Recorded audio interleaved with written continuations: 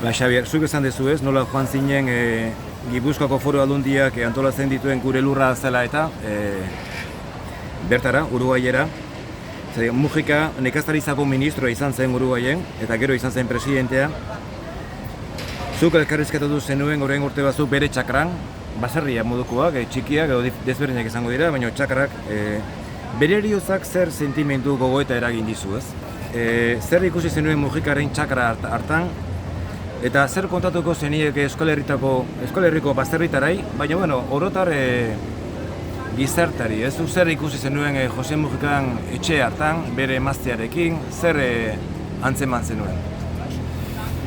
Ara, Pepe Mujikak esaten zituenak eta entzuten genituen, eta hari buruz irakurri eta, espero zenuen leku xume bat, gainera berak austeritatea izan zuen bere goiburuetako bat. Horretan ere politikoki ez zen oso distiratsua izan, austeritatea asko aipatzen zuen, baina naiz eta ekonomia oso ongi joan edo txukun joan, zor fiskalak gora egin zuen nabarmen, eta gero, azkenean baneukan gogoa, bertara joan eta ze Pepe aurkitzen dudan, ze ingurutan aurkitzen dudan, eta baneukan gogoa. Eta tira, halako batean, hango telebista ekipo batekin Peperen etxean behin baino gehiagotan izanak ziren, eta ezagutzen zuten, bazekiten esate baterako mikrofonorik ez dintzitzaiola erropen azpitik eta pasatu halako gauzak itzitzaizkion batek gustatzen, ni enazatzu ikutu edo zein moduz jarri mikroa eta kablea ikusten bada ikus dadila. Gerturatu ginen ara, eta haizu, herrialde bateko presidente ohi bat elkarrizketatzera gindoa zen, eta nik ez dakit gaur egun Felipe González, Aznar, Sarkozy horietakoren bat elkarrizketatu behar bano ze bide egin beharko genukeen eta ze segurtasun neurri izango genituzkeen, eta ez dakit.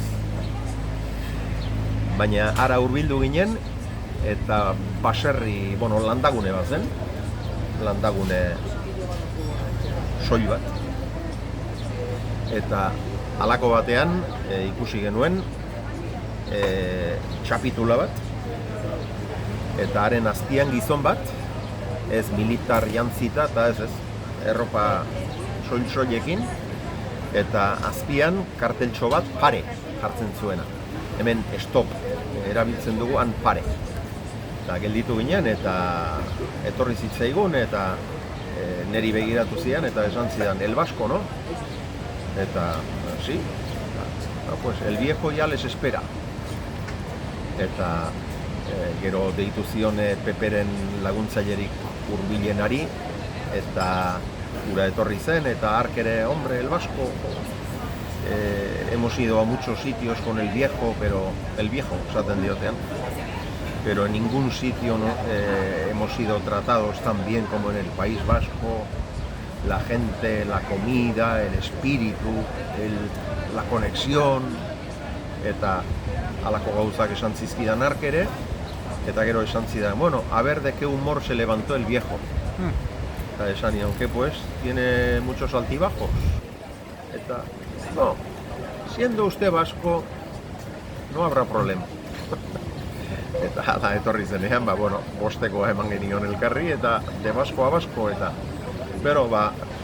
ezagutu nuen, zuk esan duzu, nekazaritza ministro izan zela, gero presidente, baina nekazaritza ministro izan aurretik, umetatik, betidanik, baserritar izan da, laborari, eta hil arte laborari izan da, baita bizibidez ere, antxe zezkan bere baratzeak eta bere sorotxoak eta espirituz, nortasunez, izaeraz ere lehen sektoreko pertsona izan da, guztiz, Pepe.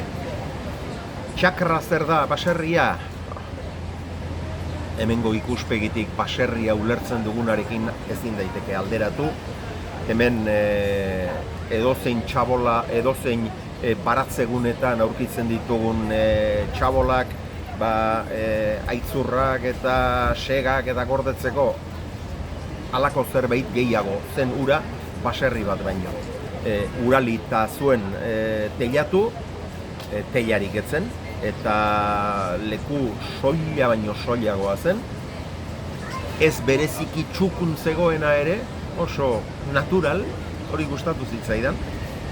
Han ez ziren aritzen, bai, orain telebistatik datozkigu eta utxukun ez, oso natural. Eta leku xumea, benetan xumea. Eta tira, ezagutu nuen Pepe, limurtu ninduen, nik ezagutu dudan oradorerik bikainena izan da behar bada, ezagutu ditut bikain askoak, baina hizketarako, gogoetarako, hausnarketarako, arkadinako gaitasunik ez dut uste inorengan atzeman dudanik, harrigarria zen, erabat limurtzen, harrapatzen zintuen, eta gainera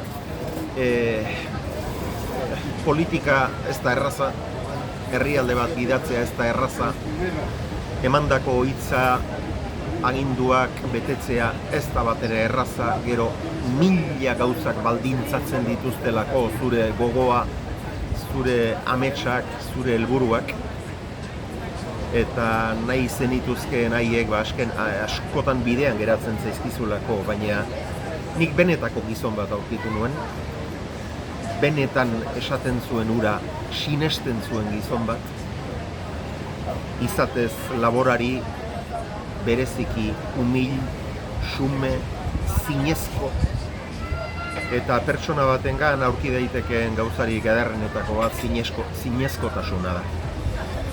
Eta hark esaten zuenean, ni laboraria naiz, ni hau da nire ingurua, ni naiz hirikoa, ni naiz elitekoa, presidente hoia naiz, ni laboraria naiz, hauxe da nire lekua munduan.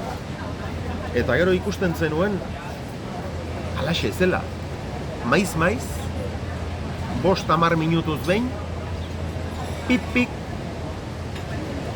hotxeen bozina hotxa entzuten zenuen eta elkarrizketa bukatu ondoren esan dio, nahizu bozina hotx horiek zertziren eta hauek, hemengo laborariak, hemen ondoan bizi direnak eta nik haien txakratik pasatzen ari zenean bozina jotzen dut, pip-pik, Saludo mundo. eta beraiek ere, gure etxe ondotik pasatzen direnean, agurtu egiten daute, pip-pip, viejo!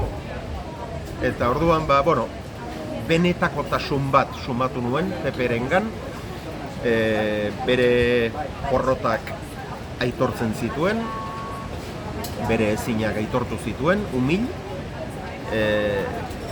ez da erraza politikari izanikoetan bere porrotak gaingarri aitortuko dituen norbait aurkitzea, aquello fue un tremendo fracaso esango duen jendea aurkitzea, hark esaten zituen halako gauzak, gauza batzuetan asmatu zuen, beste batzuetan ez, baina Pepe zinezko gizona zela iruditu zitzaidan, gauzak ondo egiten eta herrialdearentzat etorkizun duin bat, denentzat etxe bizitza, berdintasuna, justizia soziala sustatzen benetan saiatu zela, ez dauka zalantzarik, eta tira, Pepe joan zen, baina nik uste Txirritak esan zuen nire aipamenak izango dira beste 80 urtean eta Peperenak ere luzaroan izango ditugula, izan denagatik, utzi duen ereduagatik.